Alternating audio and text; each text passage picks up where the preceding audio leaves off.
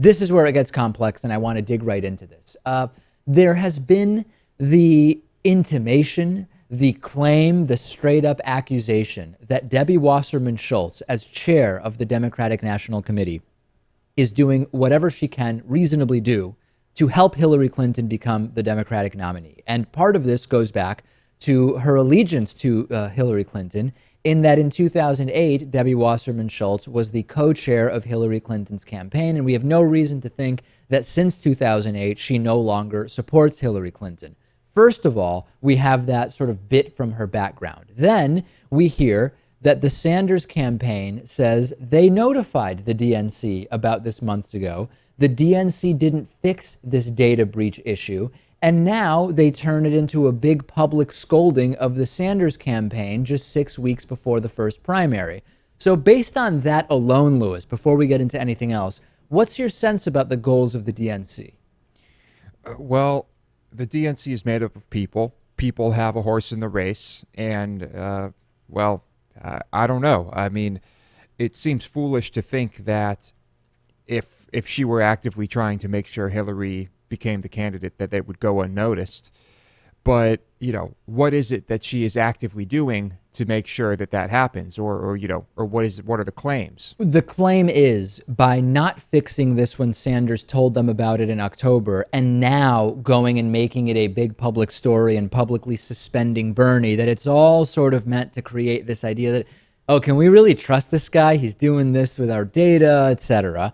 And further, when we talk about what Lewis's question, what is the DNC actually doing here? The DNC has been the key factor limiting the number of Democratic debates and putting multiple debates on Saturdays, right? This is a very clear way to reduce viewership, which is you put the debate on a Saturday and you don't really promote it very actively. You might have noticed that the Republican debates get far more promotion than the Democratic debates. Part of that may be because the Republican debates are abortive freak shows that are entertaining in nature in a way that the Democratic debates aren't. But Saturday night debates are not going to be nearly as watched. People are out. We know people pay less attention to politics on the weekends. That is another way in which the DNC, if they wanted to help Hillary Clinton, could certainly influence.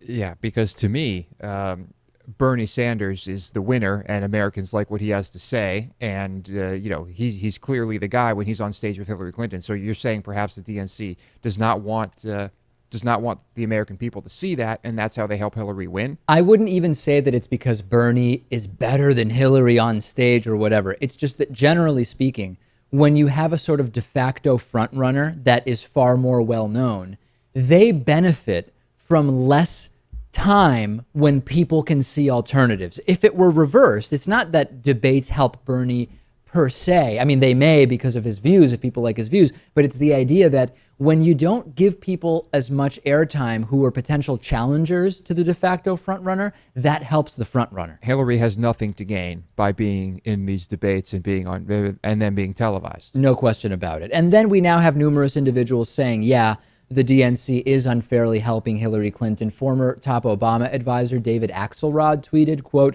"Without evidence that his hierarchy knew about data poaching, the harsh penalty against Bernie Sanders looks like the DNC is putting a finger on the scale." Then we heard from former Democratic presidential candidate and Virginia Senator Jim Webb, who tweeted about the data mining incident saying, quote, "Good for Bernie, the DNC is nothing more than an arm for the Clinton campaign." And this appears to go further, Lewis. I already mentioned the DNC and Schultz with the debate scheduling. We talked about that already. In addition to that, there are Hillary Clinton offices co-located at DNC offices. Vice News did a report about this where they exposed that the Clinton campaign has rented a campaign office within the Democratic Party office in Nevada, a crucial primary state.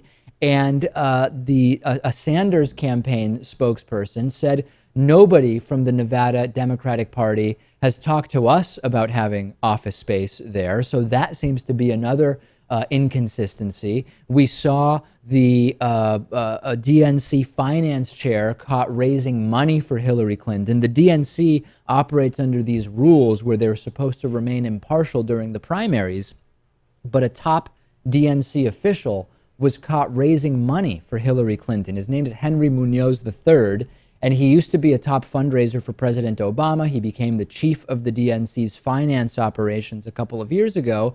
And just over the summer, he was caught organizing a fundraising event for Hillary Clinton in San Antonio, direct violation of DNC rules. So a number of issues here.